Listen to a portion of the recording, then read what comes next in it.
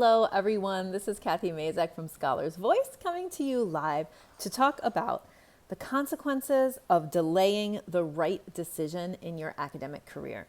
Now, if you want to hear kind of like a longer, more involved version of this video, please check out our podcast episode that drops on Tuesday of next week. I go in much more depth, but today what I want to talk about is I'll share a little bit about my experience of delaying a decision that I knew was right. And I will then kind of apply it to the academic journey and how it might be affecting you to delay the right decision. So it's going to be juicy, a little bit vulnerable maybe today. So I hope that you enjoy it. Before we get started, this video is brought to you by our Navigate program, which is ending the enrollment period for our August 12-week cohort. So if you're watching this in real time, it is still time. You still have time to get your application in. You can go to scholarsvoice.org/navigate, find the pink button that says apply now and begin our application process. Enrollment closes on August 4th. I've got lots of videos about our Navigate program here on the channel. So go check out maybe my most recent one, which really gives an inside look, literally like shows the course portal and all of that stuff about what we do in Navigate. We would love to have you join.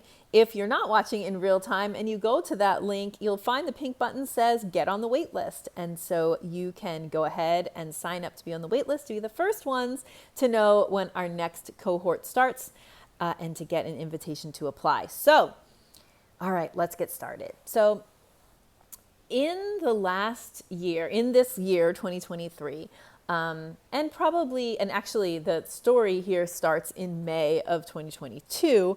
That is how long I have known that I've known what the right decision is, and I've been delaying making it for that amount of time.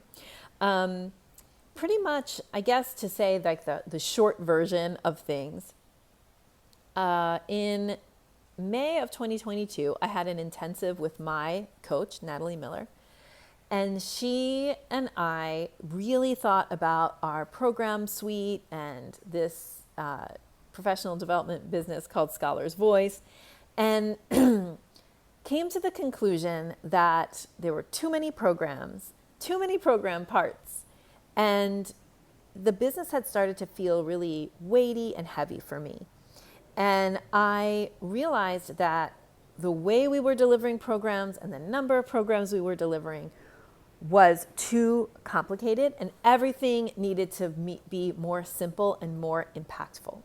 So at that point, I had the realization that the right decision would be to have just two programs. A writing and publishing program, which right now is Navigate, or the end result a year and some later is that Navigate has become our core writing and publishing program, and then an additional program which might be a leadership and legacy program. I knew at that point that was the right decision. I also knew that our program needed to be much simplified, like very much simplified. We were running a version of Navigate. It was a year long, and so then we would see people like tank off after a time because a year is a really long time to sustain in a program. We had a lot of program parts, so I needed a lot of people to deliver the program parts, and then people would also be like, clients were like, well, I didn't come to this thing, so I'm failing at the program, And so it was just like too much. And I knew that. And at the same time, we had a program called Amplify, which has now been retired, which was a pre-tenure program, which was also like really focused on writing and publishing. And sometimes people were confused as to which program they should do. So this is all to say that back in May of 2022, I knew what I needed to do. I need to have one writing and publishing program, and it needed to be shorter and simpler and more impactful and have more coaching in it so it could be more impactful. So that was a decision that I knew. But I delayed until like almost a year. Like even now, I'm still like in the process of getting to the point where we really just have that one core program where I follow all the way through with that key decision. And the point I want to make in this video is actually not about all of that. It is about what happens when you delay making what you know is the right decision in your career. So I'll give you some examples in the academic space. So for example, if you delay making changes to your writing practice so that it can be sustainable so that you can get your publications out. If you delay changing jobs or going on the market, if you know it is the right thing for you to do. Even sometimes these delays, or we know what we need to do, but we're afraid to do it, might be actually like kind of intellectual choices, right? Like, you know, you need to take your research in a certain direction, but it's new, you have to learn new skills, you have to do different things, and so you delay. Sometimes it's the process of kind of getting out from under the wing of our advisor. And that is a nice way to put it. That is for people who have good relationships with their advisors. Making that break from your advisor, doing a line of research different from what they're doing. Sometimes, doing research and having findings that conflict with or contradict what your advisor's work was about.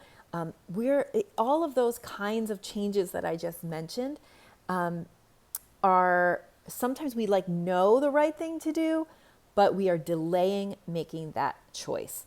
And so I'll kind of jump back to what happened to me when I delayed, acting on the right decision. Then I'm going to give you some tools. I'm going to give you some questions to ask yourself to see, to help you dig into whether you're delaying making the right decision.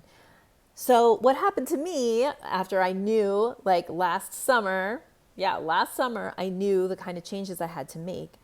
But I also knew that the consequences of those changes were going to cause me discomfort.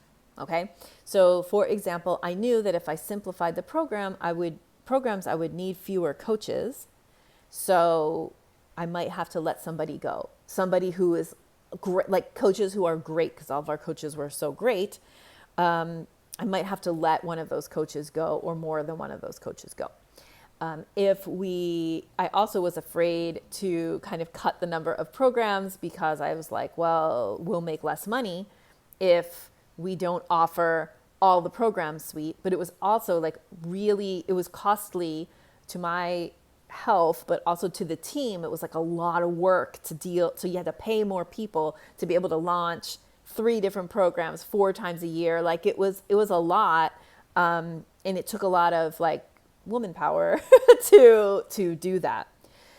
So I was delaying that discomfort, right? I was delaying the discomfort of possibly having to let people go. I was delaying the discomfort there was a lot of fear around I might take a revenue hit. And then if I take a revenue hit, then maybe I have to let people go because we're not making enough money to pay everybody. So there's a lot, right? A lot to do with delaying discomfort. I'll tell you at the end what happened I'll tell you what happened in the end shortly, but I want you to think about that for yourself. So I want you to think about, if you know that something is the right decision, are you delaying making that decision or acting on that decision in order to, you think, right, delay discomfort? What is the thing or to delay the discomfort that comes around doing something scary? Yeah, fear, you have fear around something. So doing it is scary and it's uncomfortable. Yeah. So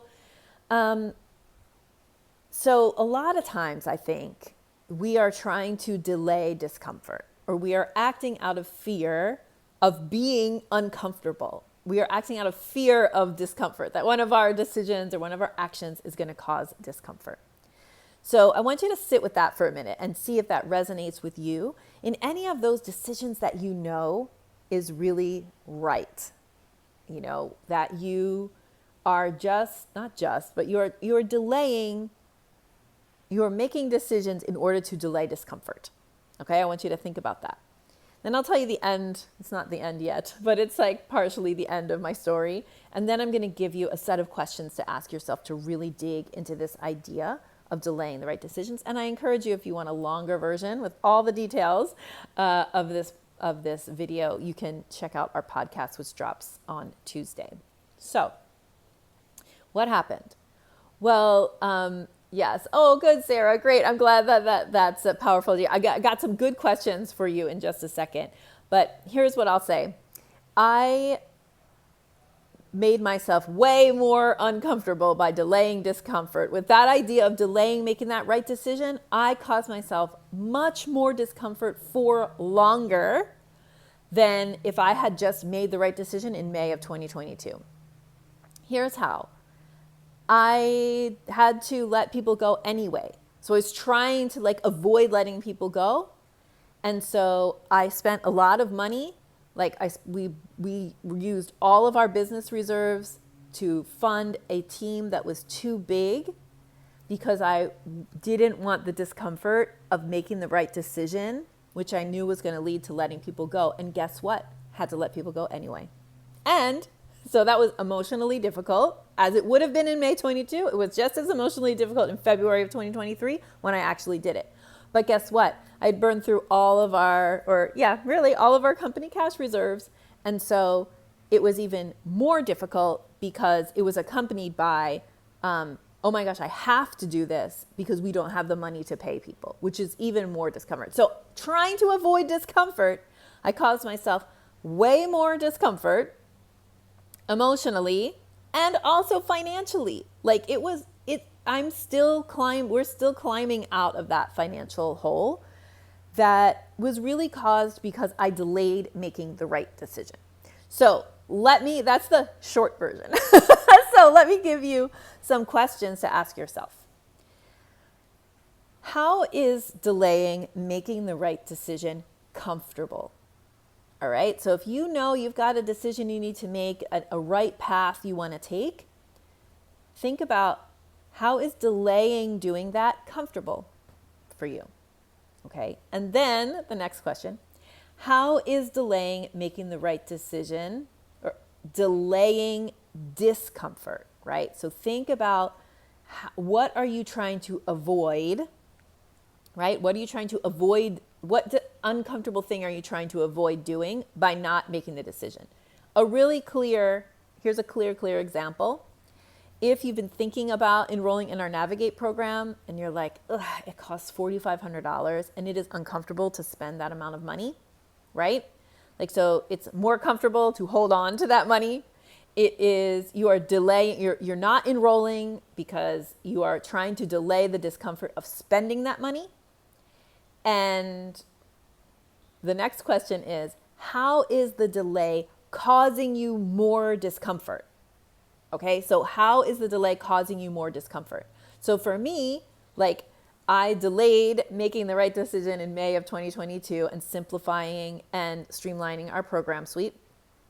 And that delay caused me additional discomfort. It prolonged discomfort. Because I kind of knew that I was going to have to let people go and it just was prolonging it. And it caused discomfort it caused financial discomfort. So yeah, it was bad. So I want you to think for you, how is delaying making the right decision causing you discomfort? You think you're avoiding discomfort, but it's also causing you discomfort right now. So how is it doing that? And again, if we take that super simple enroll in Navigate or not answer, the more you delay getting help with your writing and publishing, the more you continue to live a frazzled professorship, right?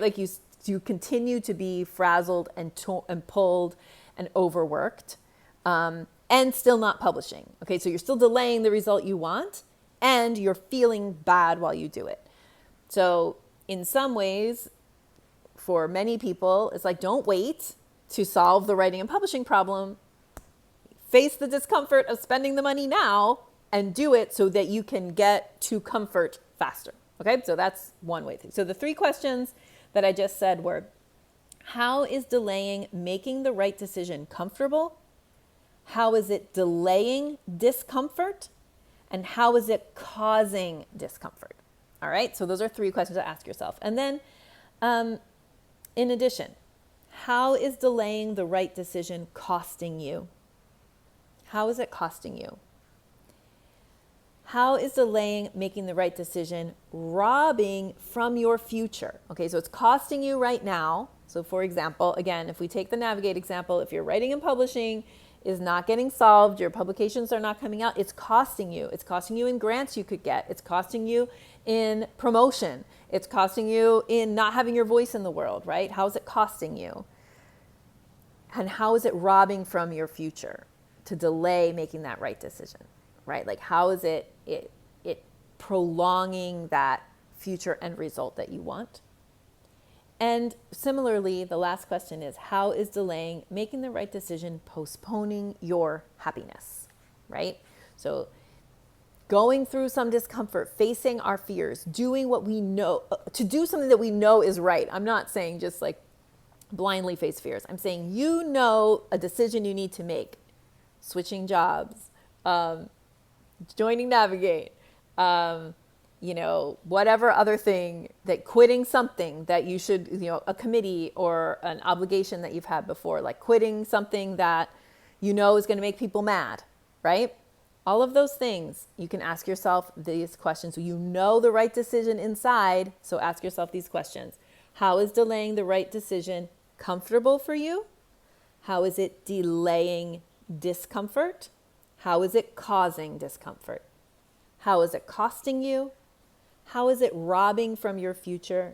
And how is it postponing your happiness? I think these are powerful questions to ask yourself whenever you have inside a decision that you know is right and you don't act on it. You're delaying making that right decision. You're delaying doing what you know inside is the right thing to do. Sometimes you're trying to delay discomfort and you're just causing yourself more discomfort. All right, that's my little coaching wisdom for today. If you are interested in joining our Navigate program because you are a professor who wants to get your writing and publications, you want to get your writing practice better, more consistent, and producing the kind of publications that you know you're capable of, then we are accepting enrollments now. You can apply at scholarsvoice.org/navigate. Find the pink button. It says apply now. Once this video is over, I'll also add it to the description here, but it's in the description of most of our videos. And we start the Navigate program on August 14th. Our first call is August 18th, and enrollment ends August 4th. So you need to get your application in because we have a 3-step application process. Apply, take a benchmark assessment, have a phone call with me. We already have 6 people enrolled. We're thinking we'll get to 10 or 12. It's going to be a beautiful little cohort, and we would love for you to join us. So thank you so much for being on this video. And I guess I should say, since I'm on YouTube, like, subscribe, share my video with people, and have a wonderful, wonderful day. Bye.